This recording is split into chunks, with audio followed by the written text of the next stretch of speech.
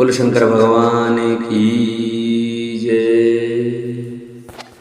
श्रावण मास महत्तम 5वां अध्याय। श्रावण मास में किए जाने वाले विभिन्न व्रतानुष्ठान और रविवार व्रत वर्णन में सुकर्मा द्विज की कथा। सूत जी कहते हैं, हे सौनकादि ऋषियों, भगवान शंकर बोले, हे सनत कुमार, करोड़ों पार्थिव लिंगों के महात्म तथा पुण्य का वर्णन नहीं किया जा सकता। जब एक लिंग का मातम नहीं कहा जा सकता, तो फिर करोड़ों लिंगों के विषय में कहना ही क्या। मनुष्यों को चाहिए कि करोड़ों लिंग निर्माण असमर्थता में 1 लाख लिंग बनाए या 1000 लिंग या 100 लिंग ही बनाए। यहाँ तक कि एक लिंग बनाने से मेरी सन्निधि मिल जाती है। षडाक्षर मंत्र से 16 उपचारों के द्वारा भक्तिपूर्ण मन से भगवान शिव की पूजा करनी चाहिए। ग्रह यज्ञ के साथ उद्यापन करना चाहिए, उसके बाद होम करना चाहिए और ब्राह्मणों को भोजन कराना चाहिए। हे सनत कुमार, इस अनुष्ठान को करने वाले की अकाल मृत्यु नहीं होगी। यह व्रत बांझपन को दूर करने वाला, सभी विपत्तियों का नाश करने वाला तथा सभी संपत्तियों के वृद्धि करने वाला है। मृत्यु के पश्चात वह मनुष्य कल्प पर्यंत मेरे समीप कैलाश वास करता है। जो मनुष्य श्रावण मास में पंचामृत से शिव जी का अभिषेक करता है, वह सदा पंचामृत का पान करने वाला, गोधन से संपन्न, अत्यंत मधुर भाषण करने वाला तथा त्रिपुर के शत्रु भगवान शिव को प्रिय होता है। जो इस मास में अनुदान व्रत करने वाला तथा हविष्यान्न ग्रहण करने वाला होता है, वह व्रीह आदि सभी प्रकार के धान्यों का अक्षय निधि स्वरूप हो जाता है। पत्तल पर भोजन करने वाला श्रेष्ठ मनुष्य स्वर्ण पात्र में भोजन करने वाला तथा शाक को त्याग करने से साकर्ता को हो जाता है। श्रावण मास में केवल भूमि पर सोने वाला कैलाश में निवास प्राप्त करता है। इस मास में एक भी दिन प्रातः स्नान करने से मनुष्य को 1 वर्ष स्नान करने के फल का भागी कहा गया है। इस मास में जितेंद्रिय होने से इंद्रिय बल प्राप्त होता है। इस मास में स्फटिक, पाषाण, मृत्तिका, मरकतमणि, पृष्ठपीठी धातु, चंदन, नवनीत आदि से निर्मित अथवा अन्य किसी भी शिवलिंग में, साथ ही किसी स्वयं अभिभूत न हुए लिंग में श्रेष्ठ पूजा करने वाला मनुष्य सैकड़ों ब्रह्महत्या को भस्म कर डालता है। किसी तीर्थ क्षेत्र में सूर्य ग्रहण या चंद्र ग्रहण के अवसर पर 1 लाख जप से जो सिद्धि होती है, वह इस मास में 1 बार के जप से ही हो जाती है।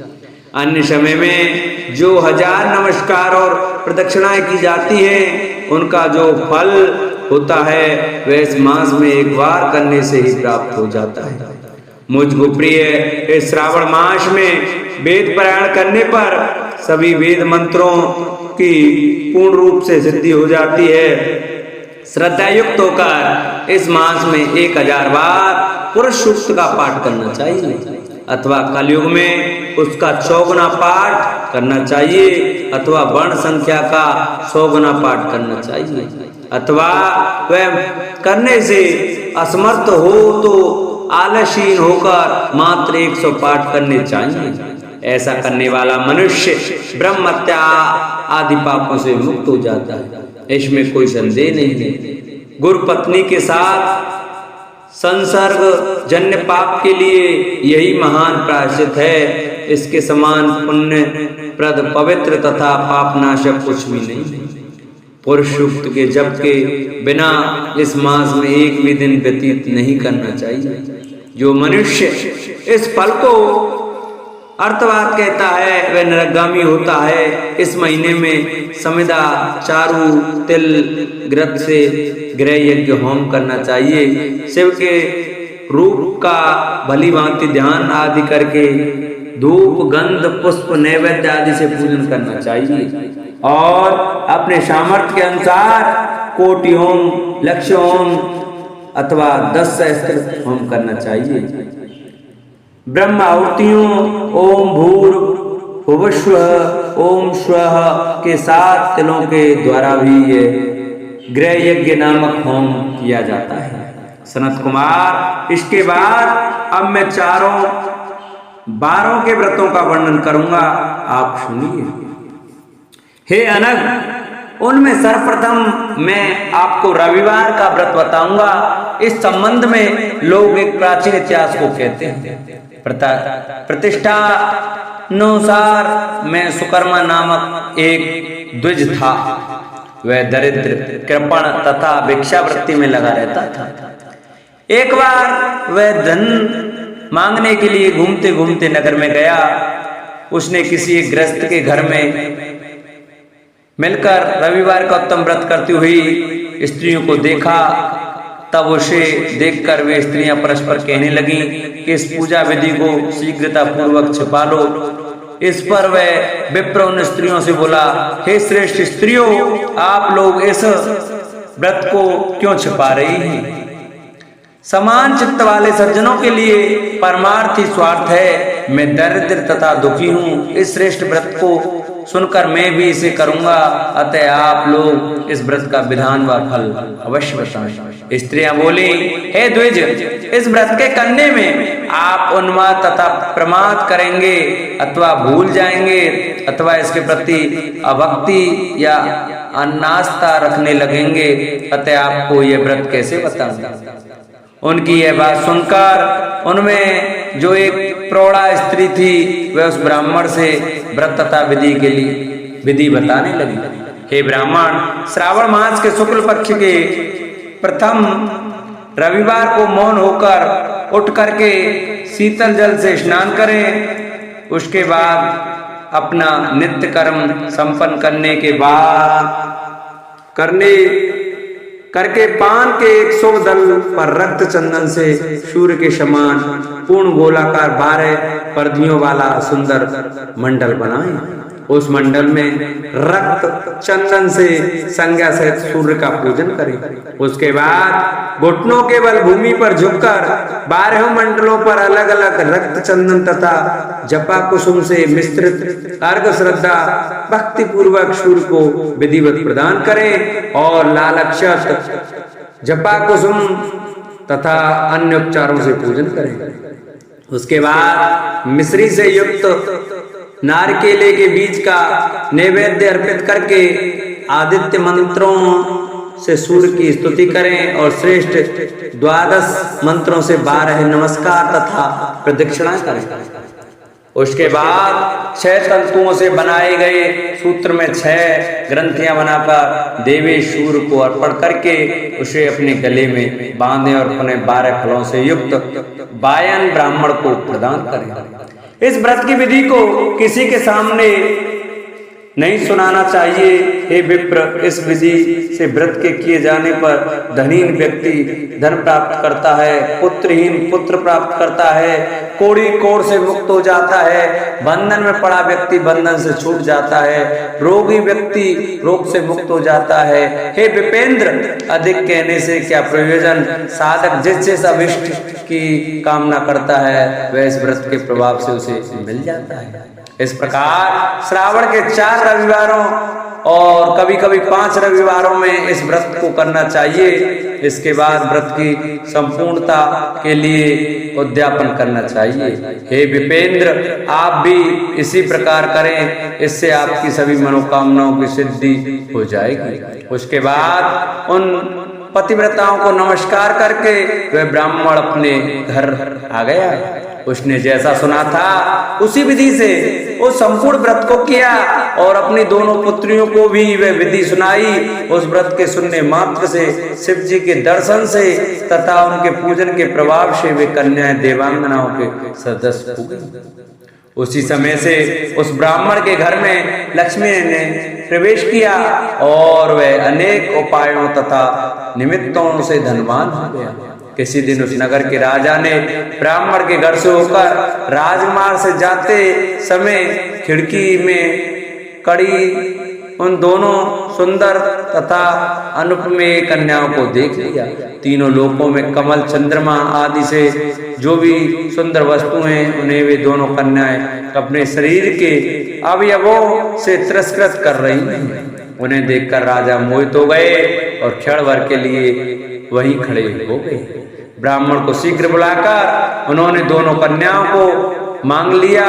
तब उस ब्राह्मण ने भी हर्षित होकर दोनों कन्याएं राजा को प्रदान कर दी। उस राजा को पति रूप में प्राप्त करके वे कन्याएं भी प्रसन्न हो गईं। वे स्वयं इस व्रत को करने लगी और पुत्र पौत्र आदि से संपन्न हो गई। हे मुनि, महान ऐश्वर्य देने वाले इस व्रत को मैंने आपसे कह दिया। हे विधि नंदन, जिस व्रत के श्रवण मात्र से मनुष्य सभी मनोरथों को प्राप्त कर लेता है, उसे अनुष्ठान करने के फल का वर्णन कैसे किया जाए। इस प्रकार श्री स्कंद पुराण के अंतर्गत ईश्वर सनत कुमार संवाद में श्रावण मास महात्म में प्रकीर्ण नाना व्रत रविवार व्रतादि कथन नामक 5वां अध्याय संपन्न हुआ। बोलो शंकर भगवान की जय। श्रावण मास महात्म का 6वां अध्याय हम आपको सुनाएंगे। कृपया ध्यान पूर्वक सुने। 6वां अध्याय सोमवार व्रत विधान। सनत कुमार बोले, हे भगवान, मैंने रविवार का हर्षकारक महात्म सुन लिया। अब आप श्रावण मास में सोमवार का महात्म मुझे बताइए। सूत जी कहते हैं, हे सोमकादि ऋषियों, भगवान शंकर बोले, हे सनत कुमारो, सूर्य मेरा नेत्र है, उसका महात्म इतना श्रेष्ठ है, तो फिर उमा सहित सोम मेरे नाम वाले उस सोमवार का कहना ही क्या। उसका जो महात्म मेरे लिए वर्णन के योग्य है उसे मैं आपसे कहता हूँ। सोम चंद्रमा का नाम है और ये ब्राह्मणों का राजा है। यज्ञों का साधन भी सोम है। उस सोम के नाम के कारणों को आप सावधान होकर मुझसे सुनिए, क्योंकि यह बार मेरा ही स्वरूप है, अतः इसे सोम कहा गया है। इसलिए यह समस्त राज्य का प्रदाता तथा श्रेष्ठ है। व्रत करने वाले को यह संपूर्ण राज्य का फल देने वाला है। हे विप्र, उसकी विधि सुनिए। मैं आपको विस्तार पूर्वक बता रहा हूँ। 12 महीनों में सोमवार अत्यंत श्रेष्ठ है। उन मासों में यदि सोमवार व्रत करने में असमर्थ हो तो श्रावण मास में इसे अवश्य करना चाहिए। इस मास में इस व्रत को करके मनुष्य वर्ष भर के लिए व्रत का फल प्राप्त करता है। श्रावण में शुक्ल पक्ष के प्रथम सोमवार को यह संकल्प करे कि मैं विधिवत इस व्रत को करूंगी। शिव जी मुझ पर प्रसन्न हो। इस प्रकार चारों सोमवार के दिन और यदि 5 हो जाएं तो उसमें भी प्रातः काल ये संकल्प करें और रात्रि में शिव जी का पूजन करें। 16 उपचारों से सायकाल में भी शिव जी की पूजा करें और एकाग्रचित होकर इस दिव्य कथा का श्रवण करें। हे शरद कुमार, इस सोमवार की कही जाने वाली विधि को मुझसे सुनिए। श्रावण मास के प्रथम सोमवार को इस श्रेष्ठ व्रत को प्रारंभ करें। मनुष्य को चाहिए कि अच्छी तरह स्नान करके पवित्र होकर श्वेत वस्त्र धारण कर ले और काम क्रोध अहंकार द्वेष निंदा आदि का त्याग करके मालती मल्लिका आदि श्वेत पुष्पों को लाए। इसके अतिरिक्त अन्य विविध पुष्पों से तथा अभीष्ट पूजनोपचारों के द्वारा त्र्यंबकम इस मूल मंत्र से शिव जी की पूजा करे। उसके बाद कहे, मैं सब भावनाश महादेव उग्र उग्रनाथ भाव शशि मूल रुद्र नीलकंठ शिव तथा भवहारी का ध्यान करता हूँ। इस प्रकार अपने विभव के अनुसार मनोहर उच्चारों से देवे शिव का विधिवत पूजन करे। जो इस व्रत को करता है उसके पुण्य फल को सुनिए। जो लोग सोमवार के दिन पार्वती सहित शिव जी की पूजा करते हैं, पुनरावृत्ति से रहित अच्छे लोग प्राप्त करते हैं। हे सनत कुमार, इस मास में नक्त व्रत से जो पुण्य फल प्राप्त होता है उसे मैं संक्षेप में कहता हूँ। देवताओं तथा दानवों से भी अभिद 7 जन्मों का अर्जित पाप नक्त भोजन से नष्ट हो जाता है, इसमें संदेह नहीं करना चाहिए। अथवा इस अत्युत्तम व्रत को उपवास पूर्वक करें। इसे करने से पुत्र की इच्छा रखने वाला मनुष्य पुत्र प्राप्त करता है और धन चाहने वाला धन प्राप्त करता है। वह जिस जिस अभिष्ट की कामना करता है उसे पा जाता है। इस श्लोक में दीर्घकालिक वांछित सुखों भोगों को भोग कर अंत में श्रेष्ठ विमान पर आरूढ़ होकर वह रुद्रलोक में प्रतिष्ठा प्राप्त करता है। चित्त चंचल है, धन चंचल है और जीव भी चंचल है, ऐसा समझकर प्रयत्न पूर्वक व्रत का उद्यापन करना चाहिए। चांदी के वृषभ पर विराजमान स्वर्ण निर्मित शिव तथा पार्वती जी की प्रतिमा अपने सामर्थ्य के अनुसार बनवानी चाहिए। इसमें धन की कृपणता नहीं करनी चाहिए। उसके बाद एक दिव्य तथा शुभ लिंग तो भद्र मंडल बनाए तथा उसमें 2 श्वेत वस्त्रों से युक्त एक घट स्थापित करें। घट के ऊपर तांबे अथवा बांस का बना हुआ पात्र रखे और उसके ऊपर उमा सहित शिव को स्थापित करें। उसके बाद श्रुति स्मृति तथा पुराणों के कहे गए मंत्रों से शिव जी की पूजा करें। पुष्पों का मंडप बनाएं तथा उसके ऊपर सुंदर चंदोबा लगाएं। उसमें गीतों तथा बाजों की मधुर ध्वनि के साथ रात में जागरण करें। उसके बाद बुद्धिमान मनुष्य अपने ग्रह सूत्र में निर्दिष्ट विधान के अनुसार अग्नि स्थापन करे और फिर शिव आदि 11 श्रेष्ठ नामों से पलाश की समाधियों से 108 आहुति प्रदान करे। यव व्रीहि तिल आदि की आहुति आप्यास्व इस मंत्र से दें और बिल्व पत्रों की आहुति त्र्यंबकम अथवा षडाक्षर मंत्र ओम नमः शिवाय से प्रदान करें। उसके बाद स्वस्तिकृत होम करके पूर्ण आहुति देकर आचार्य का पूजन करें और बाद में उन्हें गौ प्रदान करें। उसके बाद 11 श्रेष्ठ ब्राह्मणों को भोजन कराएं तथा उन्हें वंश पात्र सहित 11 घाट प्रदान करें। उसके बाद पूजित देवता को तथा देवता को अर्पित सभी सामग्री आचार्य को दे और तत्पश्चात प्रार्थना करें मेरा व्रत परिपूर्ण हो और शिव जी मुझ पर प्रसन्न हो। उसके बाद बंधुओं के साथ हर्षपूर्वक भोजन करें।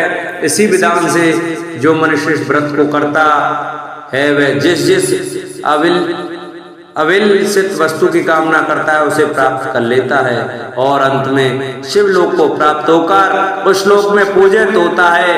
हे सनत कुमार, सर्वप्रथम श्री कृष्ण ने इस मंगलकारी सोमवार व्रत को किया था। श्रेष्ठ आस्तिक और धर्मपरायण राजाओं ने भी इस व्रत को किया था। जो इस व्रत का नित्य श्रवण करता है वह भी उस व्रत के करने का फल प्राप्त करता है।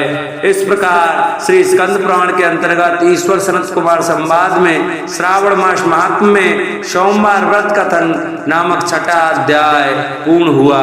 बोलो शंकर भगवान की जय। जिन भक्तों को हमारी वीडियो अच्छी लगी हो, हमारी कथा अच्छी लगी हो, वो हमारी वीडियो को ज्यादा से ज्यादा शेयर करें, चैनल को सब्सक्राइब करें और जो हमारे चैनल पर नए आए हैं वो बेल आइकन घंटा को जरूर दबाएं जिससे कि जो भी वीडियो हम अपलोड करें उसका नोटिफिकेशन आप तक जरूर पहुंचे। वीडियो को लाइक करें और कमेंट में ओम नमः शिवाय हर हर महादेव लिखना न भूलें। बोलो शंकर भगवान की जय।